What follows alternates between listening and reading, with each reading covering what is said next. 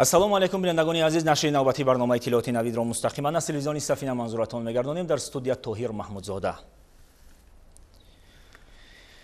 имрӯз ба созгузори сулҳу ваҳдати миллӣ пешвои миллат президенти ҷумҳурии Тоҷикистон муҳтарам Эмомалӣ Раҳмон бо мақсади шиносоӣ бо вазъи зиндагии мардум ва ифтитоҳи иншооти таъйиноташон гуногун ба ноҳияи Фархори вилояти Хатлон ташриф оварданд. Дар фурудгоҳи муваққатии ноҳия меҳмони олимақомро роҳбарияти вилояти Хатлон ва сокинону фаъолони ноҳияи Фархор истиқбол намуданд. ба хотири истиқбол аз сарвару роҳнамоии худ мардуми фарҳангдӯсту меҳмоннавоз ба кӯчаҳо баромада бо ҳар гуна шиору овезаҳо از تشریف پیشوای معظم ملت به ناحیه استقبال کردند.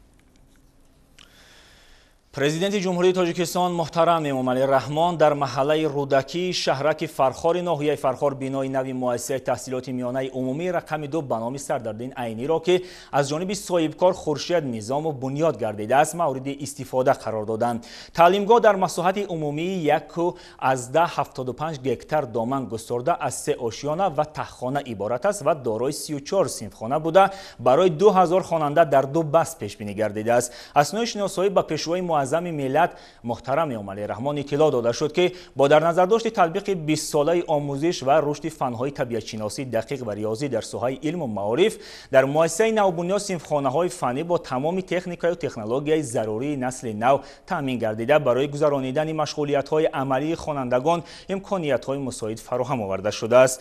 Сарвари давлат муҳтарам Эмомалӣ Раҳмон иқдоми соҳибкорро шоистаи таҳсин хонда ба масъулин доир ба беҳтар намудани сатҳу сифати дониши хонандагон ва иштироки фаъолонаи муҳассилин дар озмуну олимпиадаҳои сатҳи ҷумҳуриявию ҷаҳонӣ дастуру ҳидоятҳо доданд.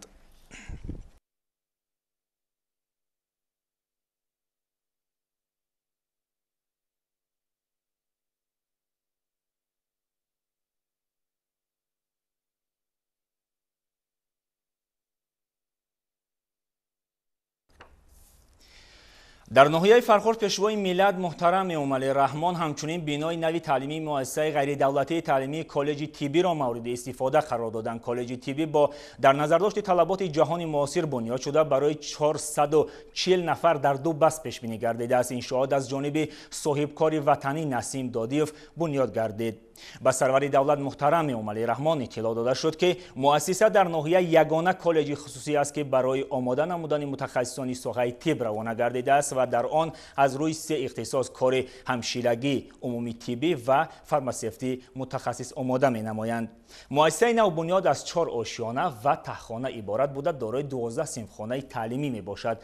ба фаъолият пардохтани муассисаи таълимии тиббиро дар ноҳия сарвари давлат ҷиҳати бартараф намудани мушкилоти норасоии кадрҳои соҳаи тиббӣ мусоидаткунанда арзёбӣ намуда ба масъулин ҷиҳати баланд бардоштани сатҳу сифати таълиму тарбия дастуру супоришҳои мушаххас доданд. соҳибкори ватандӯст аз дастгириҳои президенти мамлакат изҳори миннатдорӣ намуда уҳдадор шуд ки ҳамчунин дар назди муассисаи таълимӣ барои 400 нафар донишҷӯ хобгоҳи замонавӣ ва толору майдончаҳои варзишӣ бунёд намояд.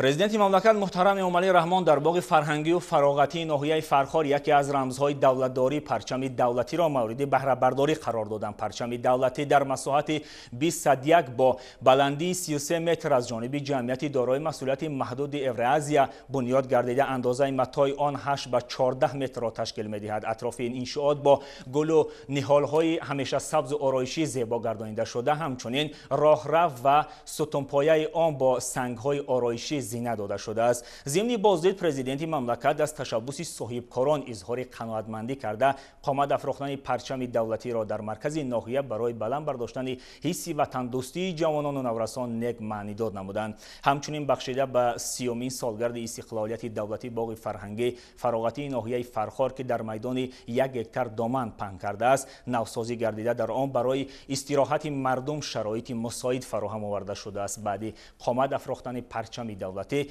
نمای ظاهری باغ نیز کلاً دیگرگون گشته به مکان اساسی گشت و گذار مردم تبدیل یافته است. مردم با فرهنگ و شکرگزار ناحیه فرخار از این دستور پرزیدنت مملکت محترم امامعلی رحمان اظهار سپاس و منتداری نمودند.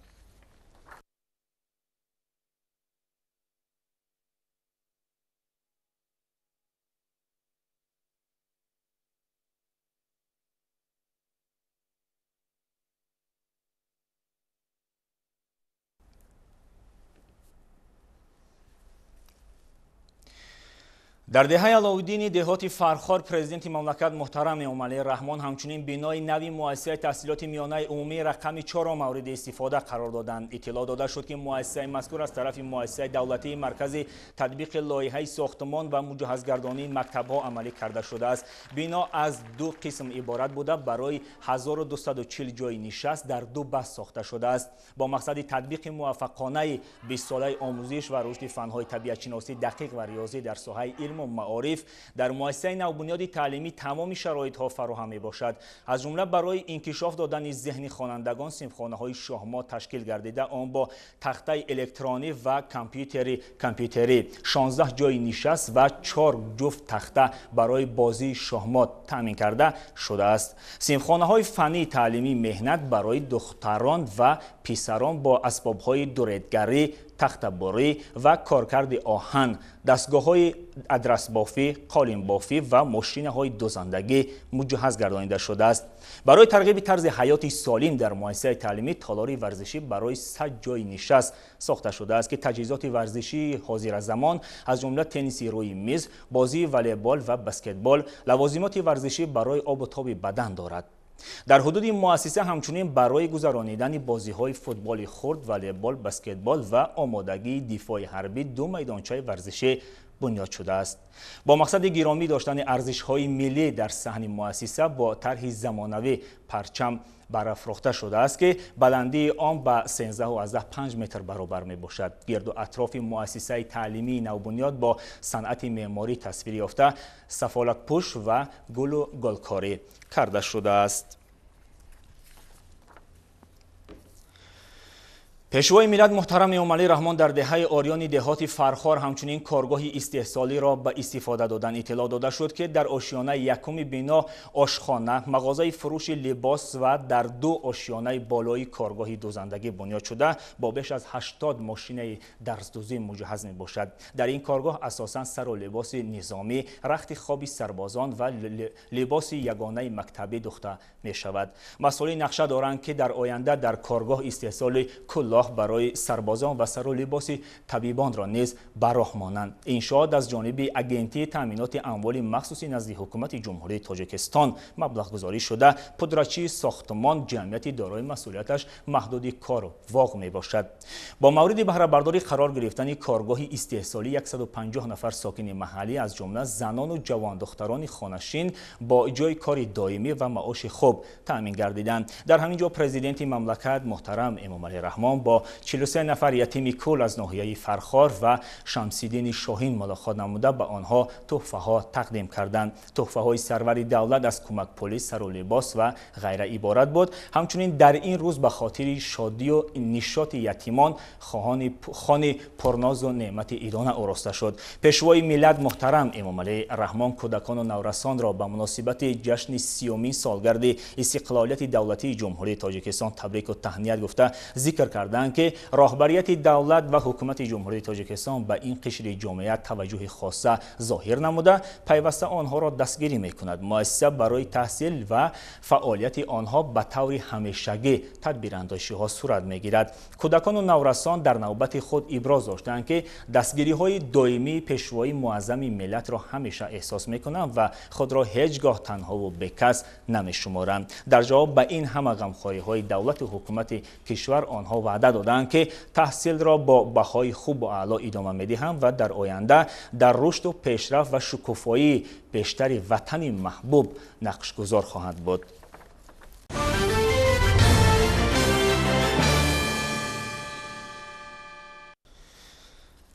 در ادامه سفر کاری پرزیدنت جمهوری تاجیکستان محترم امالی رحمان بینای شعبه در ناحیه فرخار بوده ریاست کمیته دولتی امنیت ملی در ولایت ختلان را مورد بهره برداری قرار داده با شرایط و امکانیت کاری آن شناس شدند. انشاءات مذکور در دهات فرخار جایگیر بوده برای کار و فعالیت کارمندان شعبه حجره‌های بر هوای و زمانوی بنیاد گردیده است. افتتاح انشاءات مذکور امکانیت می‌دهد که کارمندان نهاد مذکور موافق طلبات آیین‌ناموی سطح و صفت کار را باز هم بلندتر بردارند و در پایداری امنیت و آسودگی تاجیکستان صاحب استقلال سهم بیشتر گذارند. حدود انشاءات نو پرره از سفالک پوش گردیده صحن آن با گل‌های آرایشی و درختان میوه‌دهنده زیب و آرا یافته است. برای مشق و تمرین کارمندان شعبه امکانیت ضروری فراهم بوده با استفاده از میدان نزد بنا به فوتبال و والیبال مشغول گردند. ضمن بازدید سرور دولت محترم امالی رحمان کارمندان شعبه را وظیفه‌دار نمودند که با دانش و ملکه کسبی خود همیشه در صف پیش مبارزه با قانون شکنی و جنایتکاری باشند.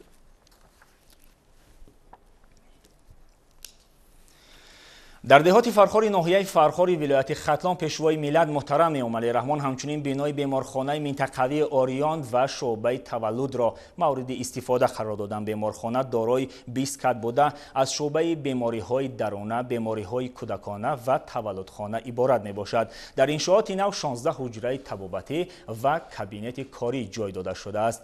همچنین حجره‌های طبابتی با دستگاه‌های نسل نو تامین گردیدند. در شعبه تولد بیمارخانه 10 کت خواب با امکانیت‌های ضروری تشکیل گردیده برای سالم به دنیا آمدن طفل متخصصان صاحب تجربه به کار جلب گردیدند.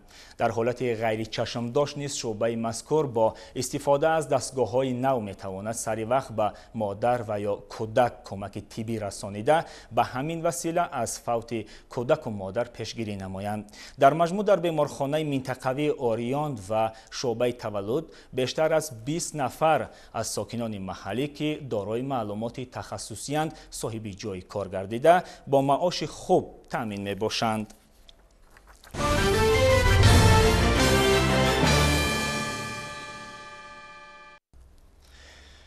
پرزیدنت مملکت محترم امالی رحمان در دهه خرم زمین دهات فرخار بینای قصر فرهنگ را نیز مورد بهره برداری قرار دادند. بینای خوش‌طرح و زمانوی قصر فرهنگ با استفاده از صنعت بلند معماری بنیاد گردیده در آن برای کار و فعالیت دسته‌های هنری کارمندان بخش فرهنگ ناحیه برگزاری همایش و برنامه‌های فرهنگی شرایط ضروری زمانوی فراهم آورده شده است. تالار اساسی بنا دارای 400 جای نشست بوده امکانیت فراهم می‌آورد که همیشه و چاره‌بینی‌های گوناگون و برنامه‌های کنسرتی منبع در همین جا گذرانیده شود. تالار با استفاده از صنعت بلند معماری و اصول خاص گچکاری آرا یافته آن با قندیل‌های کلان حجم زیبا و دیگر آرایشات زینت یافته است. برای آرایش داخل تالار صنعت بلند معماری و نقاشی استفاده گردیده صحنه با دستگاه‌های زمانوی روشندهنده و تقویت آواز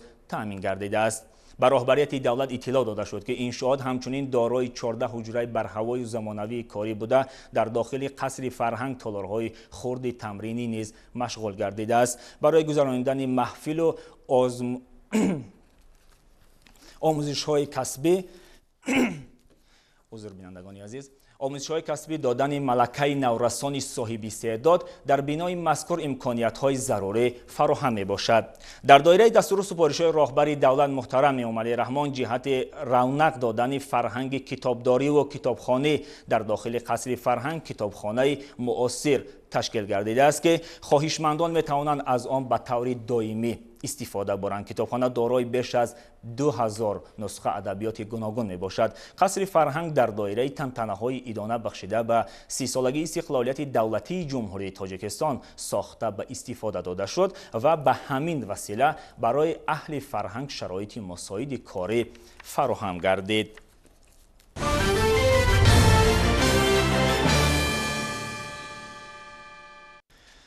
طبق فرمان پرزیدنت جمهوری تاجیکستان امروز در مملکت دعوت تیرماهی جوانان سین خدمت به صف قوه‌های مسلح جمهوری آغاز گردید. مثل سالهای قبلی الکی در روز اول آغاز موسمی یک قطار شهر و ناحیه‌ها از اجرای نقشه دعوت مژده رسانیدند. گزارش‌های همکاران ما از ناحیه‌های تیمورملک و واسع ولایت ختلان از جریان معرکه مهم سیاسی آماده شده است.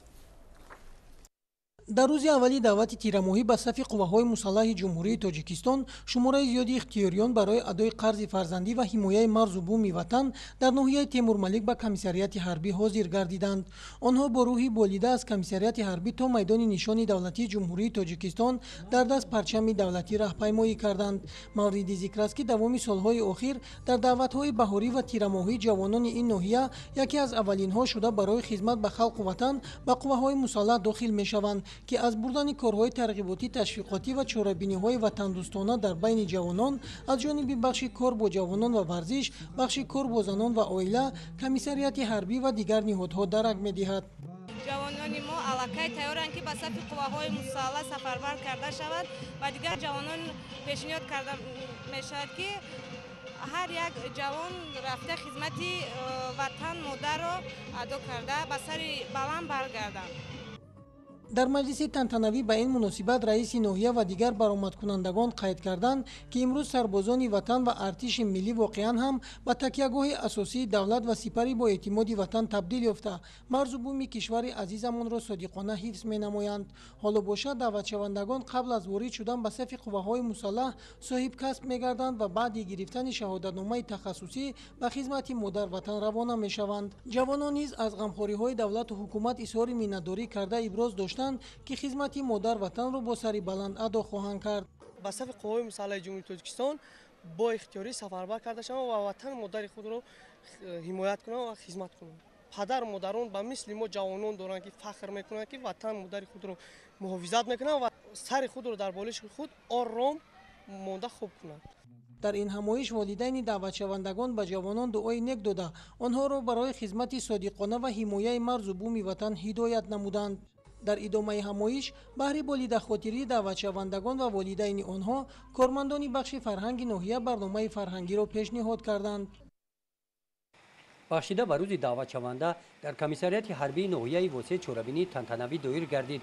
در این همایش از مقامات اجرایی حاکمیت دولتی ناحیه نمایندگان مقامات حفظ حقوق و والدان برای گسیل نوزکران آمدند. در صف این جوانان از معاینه طبی گذشته برای ادا نمودن قرض شهروندی خدمت در صف‌های قوه‌های مسلح جمهوری تاجیکستان آماده میباشند. در معروضه کمیسر حربی ناحیه واسع بخشیده به روز دعوت شونده قید کرده شد که چوربینی روز دعوت شونده به روزهای تجلیل جشن 30 سالگی استقلال دولتی جمهوری تاجیکستان راست آمده تمنا کردند که این جوانان در صف‌های قوه‌های مسلح جمهوری تاجیکستان خدمت وطن مادر را صافدلانه ادا نموده با سری بلند نزد والدان خود برگردند. در ادامه برآمدهای رسمی والدان نوزکران برآمد نموده شکرانه تینجوی آسایشتگی تاجیکستان کرده از فرزندان خود دعوت به عمل آوردند که خدمت وطن مادر را سربلندانه ادا نمایند. این چوربینی از جانب بخش کار با جوانان و ورزش، شعبه کار با زنان و عائله مقامات اجرایی حاکمیت دولتی ناحیه در یکجایگی با کمیسریات حربی ناحیه واسع گذرانیده شده در آن عنعنه مردمی به جا آورده شدند.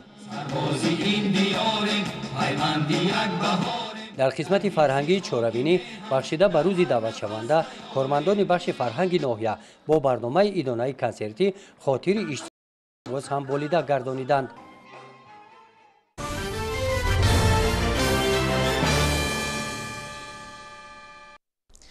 با افتخار تجلیل سزاوار از روز زبان دولتی در اکادمی اداره‌کنی دولتی نزد پرزیدنت جمهوری تاجیکستان همایش علمی عملی دایر گردید. جمع آمد تحت عنوان سیاست دولتی زبان در دوران استقلال جریان گرفته. در آن عالمان و محققان تاجیک مهمترین مسائل وابسته به رشد زبان دولتی را مورد تحلیل و بررسی قرار دادند. شرح موضوع در گزارش همکاران ما. سیاست دولتی زبان در دوران استقلال با همین نام در اکادمی اداره‌کنی دولتی نزد پرزیدنت جمهوری تاجیکستان همایش علمی عملی برگزار شد. تدبیر مذکور با مناسبت روز زبان دولتی جمهوری تاجیکستان دایر گردید که در کار آن زبانشناسان، راهبریت و استادان و شاگردان این مؤسسه عالی شرکت ورزیدند. دستاندرکاران برگزاری همایش مذکور به خاطر ارزش‌گذاری به زبان دولتی که همچون رکن مهمترین هستی ملت، پایدیوار اساسی دولتداری و فرهنگ و معنویات نقش برجسته دارد ارزیابی نمودند. محض با تشبث پیشوای ملت امروز در جمهوری تاجیکستان در دوران استقلالیت زبان دولتی رشد و نمو گرفته، زمینه‌های اساسی تقویت و غنی گردیدن آن اهدا شده ایستاده است. محض با تشبث پیشوای ملت هر سال در عرفه روز زبان دولتی سخنان تبریکاتی، پیام تبریکاتی پیشوای ملت به مناسبت روز زبان ارائه می‌گردد که در این سخنان تبریکاتی سه جنبه مهم زبانی انعکاس می‌یابد. یکم سخنان تهنیتی پیشوای ملت، دوم تمام اصالت تاریخی زبان در سخنرانی پیشوای ملت و پیام پیشوای ملت به مناسبت زبان دولتی انعکاس می‌گردد و سوم از همه مهم پیشوای ملت در ضمن تبریکات و افاده تاریخ برای جامعه تاجیکستان یک نوع وظیفه گذاری برای رشد زبان دولتی و راه‌های حفظ اصالت زبان دولتی پیشنهاد می‌نماید. اشتراکداران ضمن برآمد خود ابراز داشتند که در طول 30 سال صاحب استقلالی مملکت زبان دولتی با نظرداشت تطبیق موفقانه برنامه‌های مشخص دولتی تکمیل یافته امروز هم این روند جریان دارد. وابسته به این زبانشناسان از نقش برجسته پیشروی ملت پرزیدنت جمهوری تاجیکستان محترم امامعلی رحمان جهت احیای زبان دولتی در دوره دولتداری نوین تاجیکستان سخن گفتند. اینچنین ضمن همایش اشتراکداران دایر به بقای زبان ملی معروضه‌ها بیان داشته گرامی داشتن زبان تاجیکی را وظیفه انسانی و وجدانی هر یک فرد با ننگ و ناموس مملکت شماریدند. تاکید گردید که زبان دولتی در حقیقت تجسم تاریخ پرشب و فراز ملت باستانی تاجیک و ثروت بی‌بهای آن به شمار می‌رود.